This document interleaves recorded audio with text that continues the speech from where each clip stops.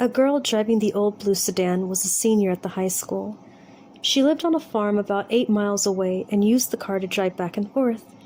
She had driven into town that night to see a basketball game. Now she was on her way home. As she pulled away from the school, she noticed a red pickup truck follow her out of the parking lot. A few minutes later, the truck was still behind her. "I guess we're going in the same direction," she thought. She began to watch the truck in her mirror. When she changed her speed, the driver of the truck changed his speed. When she passed a car, so did he. Then he turned on his high beams, flooding her car with light. He left them on for almost a minute. "He probably wants to pass me," she thought, but she was becoming uneasy. Usually she drove home over the back road. Not too many people went that way. But when she turned onto that road, so did the truck. "I've got to get away from him," she thought, and began to drive faster. Then he turned his high beams on again. After a minute, he turned them off. Then he turned them on again and off again.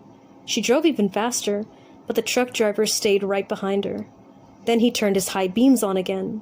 Once more, her car was ablaze with light. "What is he doing?" she wondered. "What does he want?" Then he turned them off again. But a minute later, he had them on again and left them on. At last, she pulled into her driveway, and the truck pulled on right behind her. She jumped from the car and into the house.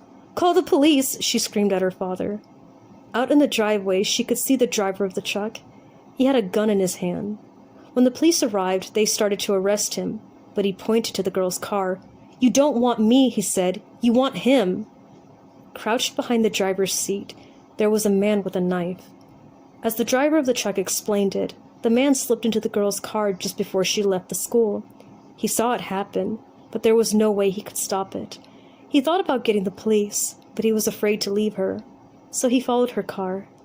Each time the man in the back seat reached up to overpower her, the driver of the truck turned on his high beams. Then the man dropped down, afraid that someone might see him.